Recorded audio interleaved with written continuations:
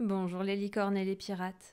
Aujourd'hui, je vais vous lire Le loup qui aimait les arbres d'Oriane Lallemand et Léonore Thuillier aux éditions Ouzou.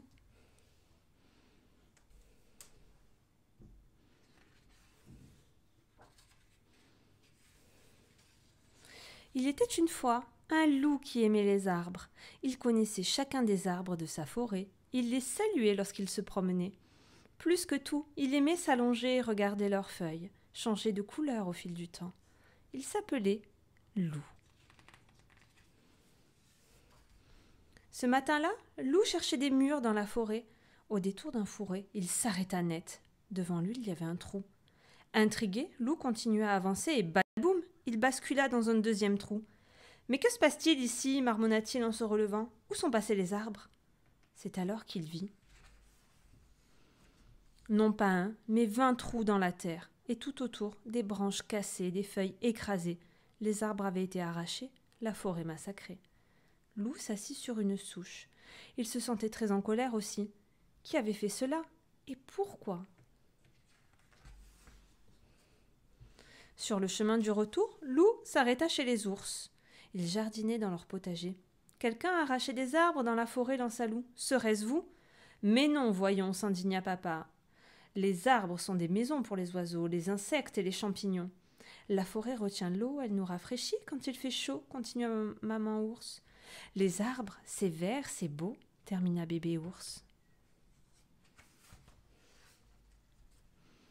Plus loin, Loup croisa une compagnie de castors arracher des arbres. S'étonna le contremaître. Nous sommes respectueux de la forêt, nous, monsieur. Nous n'utilisons que les arbres que nous avons plantés. Tout le monde sait que les arbres sont précieux, ajoute un ouvrier. Grâce à eux, on respire mieux. Pourtant, quelqu'un s'en prend à la forêt, renifla Loup suspicieux. Et je vais le trouver. Près de la rivière, Louve et demoiselle Yéti se baignaient, tranquillement. Loup s'approcha d'elle et lança « Quelqu'un déracine des arbres dans la forêt. Ce ne serait pas toi par hasard, Titi ?» Un gros coup de colère. « Tu es là à accuser, s'énerva Louve. Mais que fais-tu pour les arbres, toi, par les admirer ?» Loup baissa la tête tout penaud. Son ami avait raison. Mais cette fois, il allait agir. À la nuit tombée, Loup s'installa dans la clairière, bien décidé à élucider le mystère. Il allait surveiller la forêt. Aussitôt dit, il s'endormit. Il fut réveillé par des petites voix. « Des loutins » murmura Loup. « Je dois rêver. » En l'entendant, la petite troupe s'éparpilla dans les herbes effrayées. « Revenez » étonna la loutine en chef. « Ce loup peut sauver la forêt. »« Vous savez qui arrache les arbres » s'exclama Loup. « Suivez-nous et tu verras. » Les loutins guidèrent Loup plus loin dans la forêt. Caché derrière un grand pin, il découvrit une affreuse machine. Elle attrapait et déracinait les arbres sans pitié. Fou de rage, Loup bondit pour arrêter le massacre. Mais l'énorme pince l'attrapa et l'emporta à travers bois. La machine s'arrêta près d'un camion. Le toit s'ouvrit et boum! Loup fut balancé à l'intérieur. Il était prisonnier. Dans la nuit, la porte du camion s'ouvrit et un vilain personnage s'approcha de la cage. « Que croyais-tu faire » grogna-t-il. « M'arrêter ? Vous n'avez pas le droit de toucher aux arbres » explosa Loup. « Les arbres sont des êtres vivants. Ils me donnent de la bonne sève fraîche » ricana le grand chelou en se mettant au fourneau. « J'ajoute du sucre, du colorant, je chauffe et j'obtiens de délicieuses barbes à papa. Avec ta forêt, je vais en vendre des milliers. » Au lever du jour, le grand chelou ouvrit son camion et se mit à crier « Oyez, oyez, habitants de la forêt, venez goûter mes barbes à papa !» Prix bas, goût extra. Aussitôt les curieux affluèrent. Tous voulaient leur barbe à papa. Catastrophé, Loup secoua les barreaux de sa cage. La forêt entière était menacée. Il devait prévenir les autres. « Du calme, chuchota une petite voix. Voici la clé. File, on compte sur toi. »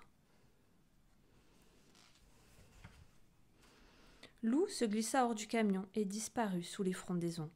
Il réveilla ses amis et leur expliqua la situation. Quand il eut terminé, demoiselle Yéti s'écria « Je goûterais bien les barbes à papa, moi !»« Tu n'as rien compris, la gronda Loup. Tu aimerais, toi, que ton Himalaya serve de fabrique à barbes à papa ?»« Je n'avais pas réfléchi, s'excusa Titi. Il faut chasser ce méchant de notre forêt. »« Exactement, Filou. Et voici mon plan. » En moins de temps qu'il n'en faut pour manger une barbe à papa, demoiselle Yeti fut déguisée en monstre de la forêt. Loup Blanc fabriqua un masque terrifiant. Gros Louis préparait une teinture vert pétant. Joshua colora Titi et Louve lui appliqua son vernis. Attention à ne pas dépasser, l'avertit la Yeti. Je déteste le vernis mal posé. Pour finir, Alfred alla cueillir un énorme bouquet d'orties. Maintenant, à toi de jouer, Titi, fit Loup satisfait. Sois plus terrifiante que jamais. Suivi de loin par ses amis, la Yeti fit irruption près du camion. Le grand chelou était en train de compter ses sous. Demoiselle Yeti s'approcha et hurla à pleine voix. « Ah, je suis le monstre de la forêt, tu as fait du mal à mes arbres. Maintenant, c'est toi qui vas payer !» Au même moment, les arbres de la forêt secouèrent leurs branches en un bruit effrayant. Le grand chelou se redressa tout tremblant. « Honte à toi, misérable vermisseau, rugit demoiselle Yeti. Si tu remets les pieds dans ma forêt, je te rétuis en purée de loup pas beau. » Le méchant s'enfuit terrifié et on ne le revit jamais.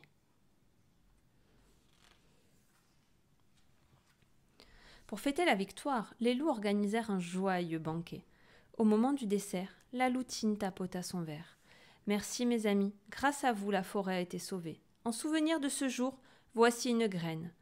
Plante-la, loup, et tu verras quel arbre magnifique elle donnera. »